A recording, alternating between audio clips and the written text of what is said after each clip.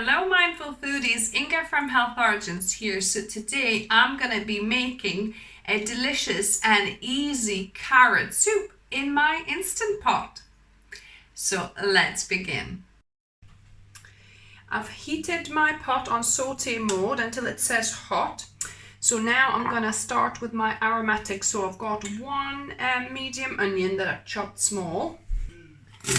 I'm going to add this.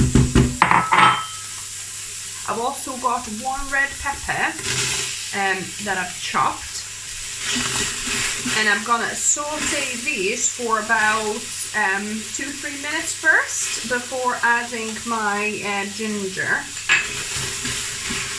As you can see, I'm not adding any oil here because with dry frying, the onions and the peppers will release their own juices.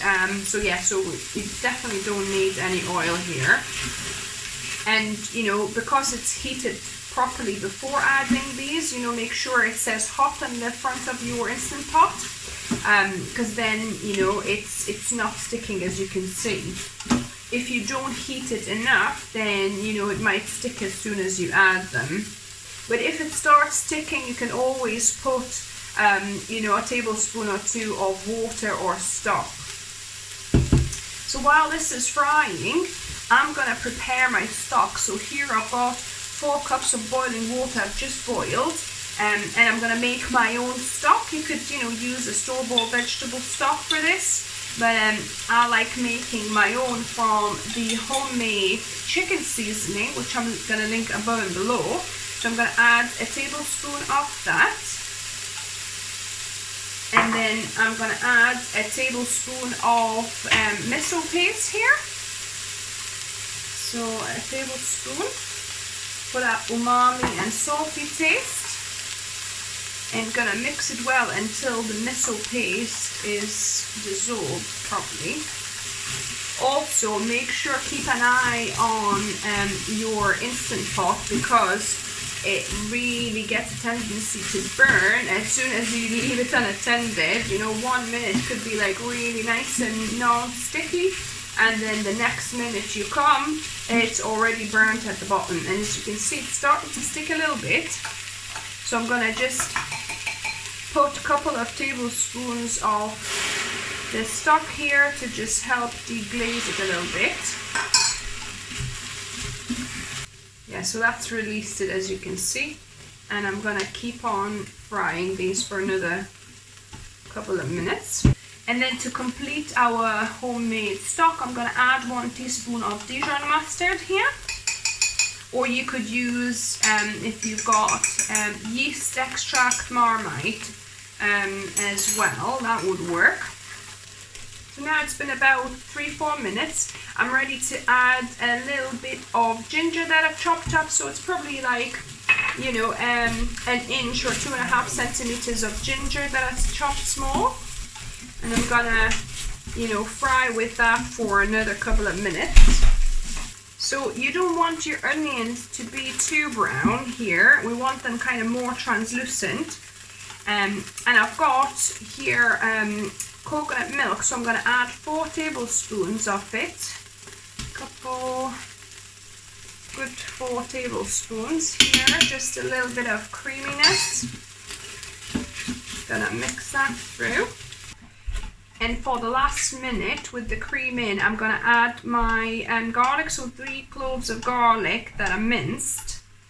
So I'm gonna just fry these for about a minute, just with the coconut milk. It smells amazing. So since it's just going to be a minute, I'm going to add all my spices here. So I'm going to add a teaspoon of ground cumin powder, a teaspoon of smoked paprika.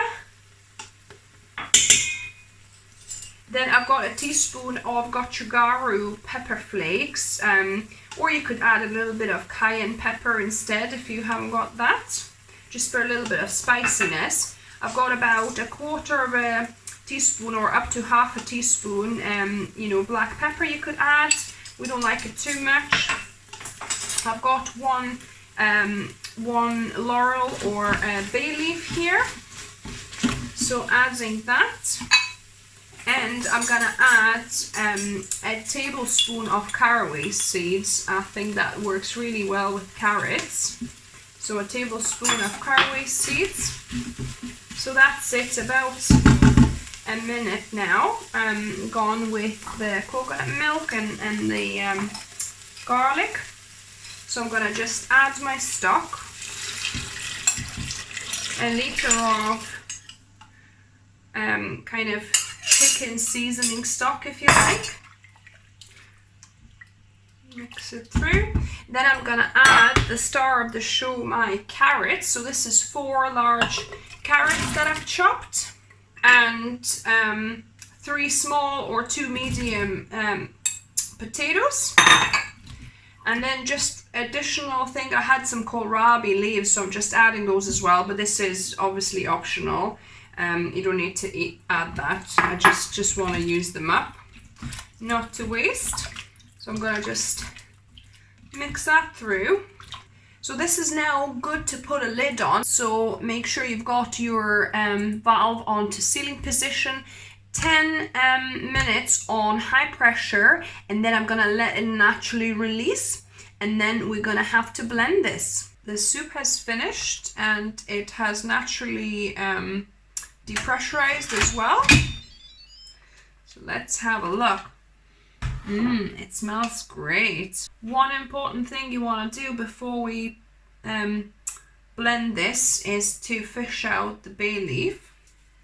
And I'm going to use my Bamix stick blender, but you could use a normal blender if you don't have a stick blender, and then just would have to probably, you know, reheat the soup a bit, because I've let mine to cool down a little bit. So it's not that hot, but if it's very hot, you might want to obviously let it cool down a little bit, blend it in your blender, and then pour it back and just reheat it. So I'm going to blend this up now.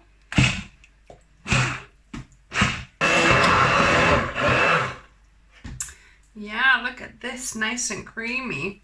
It's perfect consistency. If you're watching your calories, you might want to add just a couple of tablespoons of coconut milk, because it's not a large amount of soup. So you might not want to put 4 tablespoons, but yeah, we're fine. So I've added 4. It's up to you. Or if you know completely kind of don't want to use coconut milk, then yeah, you can just omit it. It'll be kind of less oily, less creamy, but it still should be nice. So I've got my soup. I'm gonna just decorate it with a couple of pieces of parsley.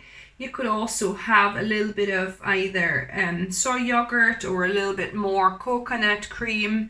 Yeah, it's up to you. So now just onto the taste testing. I've got my expert taste tester with me tonight. There's your spoon. We're gonna be taste testing a carrot soup from the Instant Pot. Looks good.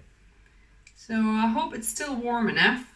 Got a nice smell. And we'll see if it's got enough salt.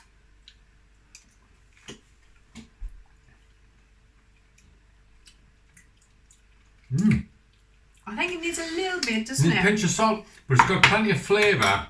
And it's got a little kick at the back. It's even got a little bit of a kick at the back. I don't know what you put in it, but I've got a little bit of pepper, red pepper, not the spiciest. It's called gochugaru flakes, red pepper flakes. So it's a little bit spicy. Gochugaru flakes. Interesting. Yeah. It's always like really interesting ingredients, isn't it?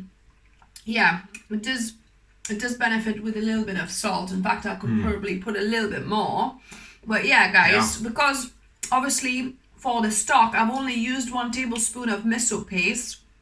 So, you know, and that's kind of a liter of water and vegetables. So it probably needs a little bit more. So you obviously tailor it to your own preference in your plate. What I would say is with a nice rye bread. Yeah.